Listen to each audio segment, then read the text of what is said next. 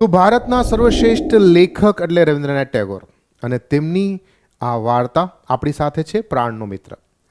अब क्या है रविंद्रनाथ टैगोर की ये कहानी के अंदर, इसमें एक लड़का है जिसका नाम है बलाई एंड बलाई प्रकृति से बहुत प्यार करता है, नेचर से प्यार करता है। अब नेचर से कनेक्ट होना है ना, तो आपके हृदय के अंदर क्या चाहिए?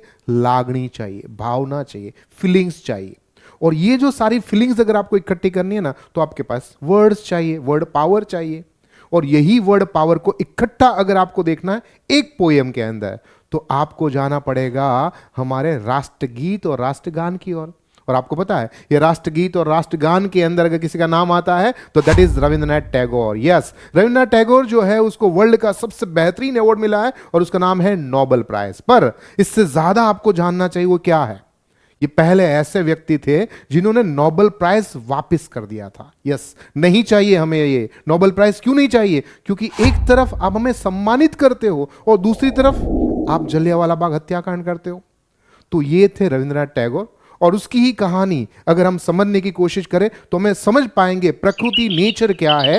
और ये उसके जीवन की पर्सनल कहानी है, पर्सनल बातें हैं, तो वो ज़्यादा ही हमें अच्छी तरह से समझा पाएंगे कि ये जो हमारे कवि है और आखिरकार ऐसे कैसे बने। क्योंकि हम क्या है, बनते नहीं हैं, है ना। हम अपने आप को आसपास के लोगों के द्वारा अपने आप को डेवलप करते यानी बनाते हैं। और ये बनाने की क्रिया प्राणनो मित्र के अंदर आसानी से हमें देखने को मिल जाएगी। तो देखते हैं इसके अंदर हमारे रविंद्रनाथ टैगोर जी हैं, बहुत सारी उसकी बुक है जिसमें मैं रिकमेंड करूंगा कि आप पर्सनली ये यानी कि गीतांजलि जरूर पढ़ें। दूसरी कहानी है गोरा, उसको पढ़े। और आज की जो हमारी कहानी है वो है the boy and his tree. इसके अंदर से ली गई है, बंगाली कवि थे, है ना, बंगाला भाषा में लिखते थे। और यहां पर आपके सामने और एक बेहतरीन है जो बचपन से आपने सुनी होगी, देखी होगी टीवी के अंदर, वो है काबुली वाला, है ना। इस पे तो फिल्म भी बन चुकी है एंड बहुत सारी वेब सीरीज भी आ रही है, आप जरूर देखिएगा। तो और ये है हमारे रविंद्रनाथ टैगोर जी। 7/5/1861, 7/8/1941। नॉर्मली जन्म तारीख और मृत्यु तारीख आपको याद नहीं रखनी होती है, पर कुछ ऐसे लेखक हैं जिसको आपको याद रखनी पड़ेगी, उसका जन्म स्थल याद रखना पड़ेगा। इसलिए यहां पर इस बात को मैं आपको उल्लेख करवा रहा हूं। एंड आज जो हम बात कर रहे हैं वो है हम प्रकृति यानी कि नेचर के बारे में। और नेचर की बात करेंगे जो हमारे रविंद्रनाथ टैगोर के बड़े भैया है, उसका एक बेटा है, उसका नाम है बलाई। बलाई को वृक्ष के प्रति बहुत प्यार है, प्रकृति, नेचर, पर्यावरण के प्रति बहुत प्यार है। और इसी के साथ हम शुरू करते हैं बलाई की सारी बातें। મૂળ સ્વરજ પ્રબળ બની જાય છે, જર્મ વરસતો વરસાદ પડે, તેનું આખું શરીર જાણે વરસાદનો ધ્વનિ સાંભળતું હોય। અગાશીમાં સાંજનો તડકો પડ્યો હોય, તેમાં ઉઘાડા ડીલે ફરે, સમસ્ત આકાશમાંથી જાણે કંઈક એકઠું કરી રહ્યો હોય તેમ એકલા બેઠા બેઠા પોતાના મનની સાથે વાત કરવાની ઈચ્છા। ये पैराग्राफ बहुत जरूरी है और इसलिए मैंने इसको वर्ड टू वर्ड पढ़ा। क्यों? क्योंकि कुछ लोग हमसे डिफरेंट होते, अलग होते हैं। और कुछ लोग जब डिफरेंट होते हैं तो हम उसको मूर्ख कहते हैं, गुजराती में गांडो कहे। हाँ, और कुछ ऐसे जो कवि होते हैं वो भी ऐसे ही होते हैं, मूडी होते हैं, अपने मूड में आता है ऐसा करते हैं, पर वो समझ जाते हैं कि ये लोग मुझे नहीं समझ पाएंगे। एंड ऐसे लोग ही कुछ कर लेते हैं, कुछ कर पाते हैं, क्योंकि वो दूसरों से अलग चलते हैं। इसको नेचर से बहुत प्यार है। जैसे बारिश आनी शुरू हो जाती है, बारिश आती है, वो टेरेस पे चला जाता था एंड खुला शरीर से वो स्वागत करता नेचर का, बारिश का, बिजली का, बादलों का। उस बारिश को अपने मुंह खोल के चखता था। सनराइज होता था तो उसको देखता था, सनसेट के टाइम पे बाय बोलता था। उसको पेड़ से लगाव था और इसी के कारण से अगर कोई लड़का या उसका फ्रेंड या कोई भी माली अगर उस पेड़ को पत्थर मारता था तो उसको दिल में दुखता था, रोता था, तड़पता था। कोई घास काटता था तो कंप्लेन करता था। फिर धीरे धीरे उसको समझ में आने लगा कि ये लोग मुझे नहीं समझ पा रहे हैं, और अगर मैं कहता हूं उसको तो वो मुझे ही पागल साबित करते थे। पर ऐसे लोगों के लिए एक तो भगवान बना ही देता है। एंड वो कौन था? तो वो थे रविंद्रनाथ टैगोर की वाइफ, यानी उस लड़के की चाची। तो सारी व्यथा, सारी मन की बातें हमेशा उसके पास जाके बता देता कि चाची देखो ये ऐसा हो रहा है, वैसा हो रहा है, ये मत करो ना, उसको बोलो ये ना करे। पर चाची उसको अपनी बातों से समझाते थे, क्योंकि हमें भी तो इसी दुनिया में रहना है और इसी दुनिया में रहने के लिए कुछ चीजों को स्वीकार करके जीना पड़ेगा। अगर नहीं स्वीकार करोगे तो वही वापस से वही प्रॉब्लम है कि या तो पहले उसको स्वीकार करो फिर अपनी बात मनवाओ। स्वामी विवेकानंद जी ने बहुत अच्छी बात की है कि जब भी कोई भी चीज आप अलग करने की बात करोगे ना, तो लोग पहले हंसेंगे, फिर उसको देखेंगे, एंड फिर अच्छा लगे तो स्वीकार करेंगे। तो आपको जब तक स्वीकार न करे ना, तब तक अड़ग मन से रहना पड़ेगा। चाची ने भी यही बात उसको समझाई कि बेटा तुम्हारी बात सब नहीं समझ पाएंगे, इसलिए कुछ चीजें जो स्वीकार कर रहे दुनिया, उसको तुम्हें भी स्वीकार करना पड़ेगा, और धीरे धीरे तू अपनी बातों को मनवा सकता है। तो क्या ओके। तो वहां से हमारी कहानी शुरू होती है। हूं एक बार, यानी कि रविन्द्रनाथ टैगोर खुद उसको एक बार पहाड़ के ऊपर ले जाता है। वहां पर बहुत ही खूबसूरत से हरियाली वाले ग्रास है, और उस ग्रास के ऊपर वो चढ़ता था, पहाड़ को देखता था, हवाओं को महसूस करता था, सनराइज सनसेट को देखता था। पर जब वापिस आता था ना, तो ऐसे गलोटियां खाते हुए दड़बड़ दड़बड़ गिरता था, और यहां पर उसको अलग अलग जगह पर ग्रास लग जाता था, उसको उसके गुदगुदी होती थी, एंड यही गुदगुदी से वो खुश हो जाता था, मजा आता था, वापस चढ़ता था, वापस से गिरता था, और ये बार बार करता था, क्योंकि वो अपने आप को नेचर या पर्यावरण या भूमि या घास के साथ कनेक्ट कर रहा था, उसको अच्छा लग रहा था, ये बढ़िया था। तो इसको ये घास, ये पेड़ बहुत अच्छे लगने लगे। એના મનમાં ઘાસનો પુંજ ઘાસની ગબડાટમાં રમત અલગ જ थी। પોતે પણ આ ઢોળાવને ગબડે, આખું શરીર ઘાસ ઘાસ થઈ જાય, ગબડતા ગબડતા नीचे आना, ऊपर जाना, और फिर खड़खड़ाट हंसता रहता। अब हुआ एक बार ऐसा कि कोई फूल छोड़ एनी पासे कोई कापे, कोई तोड़े। इवन जो आपने नीम का पेड़ देखा होगा, है ना, उसी तरह से पीपल का पेड़ भी देखा होगा, बरगद देखा होगा, वो हमारे एरिया में होता है। अब ये बात जो है ना, वो कलकत्ता साइड की है ना, और वहां पर ज्यादातर एक पेड़ दिखाई देता है, उसका नाम है शिमड़ा। तो यहां पर हम बात करेंगे शिमड़ा। वहां पर इमली भी मिलती है, तो इमली जो होती है ना, उसके ऊपर पत्थर मारते और वहां से कातरा बच्चे नीचे गिराते एंड मस्त मजे से खाते। और वो बच्चे जब उस पत्थर मारते उस पेड़ को, तो उसको दिल में दुखता था, और बच्चे उस पर हंसते थे, इसलिए उसके सामने जाके कभी कंप्लेन नहीं करता था। તેની ઉંમરના છોકરાઓ ઝાડ પર પથ્થર ફેંકે, કાતરા પાડે, તેનું કશું બોલી શકતો નથી, ને ત્યાંથી એ મોં ફેરવી અને ઘરે આવી જતો અને પોતાની કાકીને બધી વાતો કરતો। ખાસ उसको परेशानी तब होती थी जब उसके घर के आसपास जो गार्डन था, जो अलग अलग प्रकार की वाड़ी या फार्म था, वहां पर जो घास कटिंग करने के लिए कोई आता था, तो उसको ज्यादा दुख दर्द होता था कि इन लोगों को बोलो ना काकी कि आ लोगों घास न कापे, एमा केटला बधा जीव जंतु कीड़े मकोड़े रहते हैं, इतने अच्छे फूल होते हैं, उसके अंदर कुछ तो दुख दर्द होना चाहिए।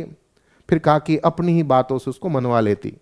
મજૂરો જે દિવસે ઘાસ કાપવા માટે આવે તે દિવસ તેની માટે વધારે દુઃખી થઈ જતો। ઘાસની ભીતર એ હંમેશા જોતો કે કેટલા સરસ મજાના જાંબલી, પીળા, નામી, અનામી ફ્લાવર અને ફૂલ છે, પક્ષીઓની લીંબોળી છે અને પક્ષીઓનું ઘર છે। આપણે ક્યા હકથી એને કાપી રહ્યા છીએ? આવું હંમેશા એ પોતાની કાકીને કહેતો, કારણ કે લોકો તો સમજતા નહોતા। માળીને જઈને કહે તો માળી હસે કે બેટા ઘાસ નહીં કાપે તો શું થશે? ઘાસ વધતું જશે, જંગલ થઈ જશે, અને પછી તેમાં જીવ જંતુ સાપ વિચ્છુ રહે છે અને એ તમને નુકસાન કરશે। पर वो लोगों को भी रहने का तो है ना। पर ये सारी बातें शायद उसके समझ से परे थी, या उसकी बातें हमारे समझ से परे थी। तो ये कहता है काकी हमने कहो ने भला तू केवी गांडा जेवी बात करे छे। काकी उसको समझाती आ बधु जंगल छे અને જંગલને સાફ નહીં કરીએ તો બતાવો કેવી રીતે ચાલે। આમ એને ધીરે ધીરે સ્વીકાર કરી લીધું હતું કે મને સમજનારા હવે ઓછા છે, એટલે એને જ વાત કરવી જે સમજે, એને વાત ન કરવી જે ના સમજે। હવે एक दिवस की बात है, रविन्द्रनाथ टैगोर अपने घर के अंदर बैठे हुए थे, न्यूज़पेपर पढ़ रहे थे। अचानक से दौड़ता भागता आया कि चाचा चाचा चाचा चलो चलो चलो मेरे साथ चलो। क्या हुआ? बोला ये जो है ना, यहाँ पर एक बहुत ही अच्छा प्लांट है, वो देखा था। बोला ठीक है। अब उसको उंगली पकड़ के लेके जाते हैं, एंड जो बगीचा का जो रोड था, रास्ता था, उसके एग्जिट बीचों बीच एक छोटा सा प्लांट ग्रो हो रहा था। उसके थोड़े से पत्ते आए थे, तो दिखाया कि देखो ये क्या है। रविन्द्रनाथ टैगोर ने ध्यान से उसको देखा। बोला ये अच्छा, ये तो शिमला का प्लांट है, ये कोई काम का नहीं है, ये घास फूस का होता है। बोला ठीक है। बोला हाँ हाँ ये मैं उसकी केयर करूंगा। बोला नहीं नहीं, ये रास्ते के बीच में है, उसकी कोई केयर करने की जरूरत नहीं है, उसको उखाड़ के फेंक देंगे, अभी मैं माली को बता देता हूँ। बोला नहीं नहीं नहीं, माली को मत बोलना। अब ज्यादा ही जब गुस्सा किया तो उसके पास सिंपल सॉल्यूशन था, वो दौड़ता भागता सीधे चला जाता था काकी के पास। एन काकी सीधा रविन्द्रनाथ टैगोर को डांटती थी कि भाई रहने दो ना, नानो छोकरो छे, તમે શું કામ હેરાન કરો છો એને, આવી રીતે નહીં કરો। तो ये हमेशा शेड्यूल बनता रहा एंड इसी शेड्यूल के अंदर वो जो शिमला का प्लांट है वो धीरे धीरे करके ग्रो करता रहा। ये उसके आसपास खड्डे करता, मिट्टी डालता, खातर डालता यानी कि फर्टिलाइजर डालता, पानी डालता एंड बाउंड्री भी बनाता ताकि कोई पशु पक्षी जीव जंतु और आने जाने वाला को उसको परेशान न करे। यानी जिस तरह हम छोटे बच्चे की केयर करते हैं उस तरह से इसने इस छोटे से प्लांट की केयर करना शुरू कर दी। और यहां पर रविन्द्रनाथ टैगोर को हमेशा लगता था कि यार फालतू में ये मैं उसको परेशान कर रहा हूं। पर होता क्या है कि जब कोई चीज हमें बता दी जाती है कि यहां पर मत जाओ, ये मत करो, तो हम उसको बार बार करते हैं। अब यहां पर हुआ ऐसा कि नॉर्मली रविन्द्रनाथ टैगोर का ध्यान नहीं जाता वहां पर यहां पर बलाई ने उसको बता दिया, चाचा देखो ये है। अब जब भी वहां से वो निकलते उसको वो आंख में एक कणे की तरह खटकता रहता है, भाई इसको निकाल देना चाहिए, माली को बोल देना चाहिए। एंड ये अलग अलग ऑप्शन देने लगते हैं, भाई देख बलाई इधर आ, तो क्या अब ये है ना कोई काम का नहीं है, रास्ते के बीचों बीच में है, तो आने जाने वाले को बहुत डिस्टर्ब होगा, तू समझ सकता है। बोला हाँ, पर इसको हटाना नहीं है। अच्छा सुन मेरी बात सुन, तो क्या अब सामने बरगद का पेड़ दिख रहा है, तो क्या हाँ ऐसा ही एक शिमला का प्लांट मैं तुझे वहां पर ग्रो करवा देता हूं, ठीक है। अब बोल नहीं मेरे को तो यही चाहिए। अच्छा ठीक है सुन, इसके अलावा मैं तुझे वहां पर गुलाब के भी प्लांट लगवा दूंगा, तुझे मजा आएगा, ठीक है। वहां पर ये बीच में पड़ेगा ना, इसलिए नहीं मुझे यही चाहिए। अब ज्यादा चाचा जिद करते तो हमारे पास हथियार था ही बलाई के पास, वो सीधे चाची के पास जाता, चाची हमेशा रविन्द्रनाथ टैगोर को डांटती एंड फिर वापस से वही सिस्टम होते, रहवा धोने तमे सुकाम हैरान करो छो छोकरो छे। और इसी तरह से धीरे धीरे करके उसके अंदर यानी कि उस प्लांट के अंदर पर्ण समृद्धि आई, पत्ते आने लगे, ब्रांच आने लगी एंड धीरे धीरे ग्रो करने लगा। माली ने भी बोला मुझे कि भाई ये क्या है, ये रास्ते में डिस्टर्बेंस हो रहा है, पर मेरे हक में नहीं था तो मैं माली को क्या बोलूँगा। फिर मैं चुप रहा और इस तरह से धीरे धीरे करके ग्रो होने लगा। अब हुआ ऐसा कि ये जो बलाई है उसकी स्टोरी क्या है वो पहले समझ लेते हैं एंड देन हम स्टोरी को हम आगे ले जाते हैं। जो रविन्द्रनाथ टैगोर और उसकी पत्नी उन दोनों निसंतान थे, जिसके पास कोई बच्चा नहीं होता है उसको निसंतान कहा जाता है। और इसके जो बड़े भैया थे वो बहुत प्यारे थे, बहुत अच्छे थे, उसके एक बच्चे भाभी मतलब उसकी वाइफ भी थी और उसका ये बेटा यानी कि बलाई। अब हुआ ऐसा कि बड़े भैया की पत्नी यानी कि रविन्द्रनाथ टैगोर की भाभी का देहांत हो गया और ये बच्चा जिसको यहां पर वर्ड इस्तेमाल किया है धावणों, जो दूध पीता है ना, माँ का दूध पीता है, माँ का दूध का जो फीडिंग करता है उसको धावणा कहा जाता है, वो बच्चे को छोड़कर पत्नी की मृत्यु हो गई, भाभी की मृत्यु हो गई। अब भैया है बड़े भैया, उसको ज्यादा सदमा लगा, तो यार अब मैं क्या करूंगा, बच्चे को पालना उसके बस की बात नहीं थी। सो उसको लगा भाई बेटर है कि मैं कुछ और ही करूं एंड देन वो विलायत यानी कि विदेश चले जाते हैं इंजीनियरिंग पढ़ाई के लिए और ये बच्चा सौंप देते हैं रविन्द्रनाथ टैगोर और उसकी पत्नी के हाथ में कि भाई आप इसको पालो पोसो। एंड भगवान ने जैसा उसका वरदान सुन लिया हो उस तरह से उसको एक बहुत ही प्यारा सा बच्चा यानी कि बलाई मिल जाता है। बलाई को अपने सारा का सारा प्यार, खुशी, सब एजुकेशन, सब कुछ उसको देते देते बलाई बड़ा होता जा रहा है। उसकी इसी तरह से बलाई की हर एक जिद को चाची मानती थी। यहां पर वर्ड बार बार इस्तेमाल कर रहे हैं, चाची मानती थी, क्योंकि एंड में तो वापस से वही पिताजी का ही तो है, इसलिए यहां पर चाची उसकी बातें मानती रहती थी। और रविन्द्रनाथ टैगोर भी उसके सामने कुछ नहीं कहते थे क्योंकि उसके पास कोई संतान नहीं थी। अब समझ सकते हैं कि बलाई की हर बात, हर जिद को इस तरह से पूरी की जाती है। ठीक है, तो आगे बढ़ते हैं, कहानी के अंदर क्या है। बलाई घણા દિવસ પછી રાજી થયો, પરંતુ એને દુઃખ પણ થવા લાગ્યું। એક દિવસ હું ધ્યાનપૂર્વક સમાચાર પત્ર વાંચતો હતો, તે મને બગીચામાં લઈ ગયો અને મને કીધું, કાકા આ કયું વૃક્ષ છે? મેં જોયું આ શિમળાનું વૃક્ષ છે, હજી આવું અંकुर થઈ રહ્યું છે। અંकुर થવું એટલે શું થવું કે કોઈ नया जो प्लांट होता है ना वो बीज के अंदर से धीरे धीरे करके आगे ग्रो करता है ना, उसको अंकुर करना कहते हैं। आप देख सकते हो यहाँ पर एक छोटा सा बीज है, वो धीरे धीरे करके ग्रो कर रहा है, उसको अंकुरण करना कहते हैं। अंकुर થઈ રહ્યું હતું એટલે મેં એને જોયું રસ્તાના વચ્ચે, બગીચાની રસ્તાની વચ્ચે જે ફૂટી નીકળ્યું હતું, એટલે મેં કીધું હા બલાય મને બોલાવીને ભૂલ કરી, જો એણે મને ન બોલાવ્યો હોત ને તો મુझे કોઈ પ્રોબ્લેમ નહીં था।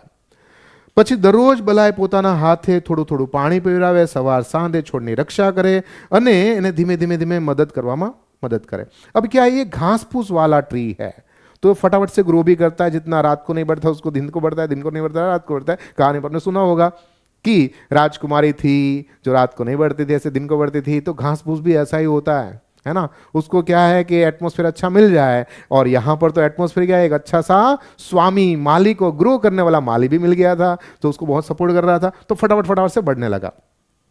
माळीने कहीं ऊपर से क्या उखाड़ीने फेंकी दे, ना काका તમારે પગે પડું છું, એને ઉખાડીને ફેંકશો નહીં। एकदम રસ્તાની વચ્ચે વચ્ચે હતું અને ધીરે ધીરે क्या है ग्रो भी करने लगा, घटाटोप होने लगा। પછી મારી પાસે જ્યારે પણ કંઈ ઉપજ્યું नहीं ત્યારે નમાયો છોકરો, यहाँ पर वर्ड खास याद रखिएगा, ये बार बार इस्तेमाल हुआ है, नमायो, जिसको कोई माता नहीं होती है इसको नमायो कहते हैं। ते काकी पास जाए, तेना खोड़ा में मतलब जो लैप होता है उसके अंदर सो जाता है, गले रड़ता है, ध्रुस के रड़ना शुरू कर देता है, काकी तमे काका ने रोको ने, कहो ने कि झाड़ न कापे। પછી કાકી મને કે અરે સાંભળો છો કે એનું ઝાડ રહેવા દેજો ને તમે, અને મારાથી કંઈ થઈ શકે नहीं। और इस तरह से भलाई के कारण से वो पेड़ धीरे धीरे करके ग्रो होने लगा। अब मैं देता हूं उसको अलग अलग ऑप्शंस, क्या कि दररोज मैंने आ झाड़ मूढ़नी जेम एक आंखनी अंदर कणानी जेम चूबने लगा, एकदम लांबू ने पाड़ू होने लगा।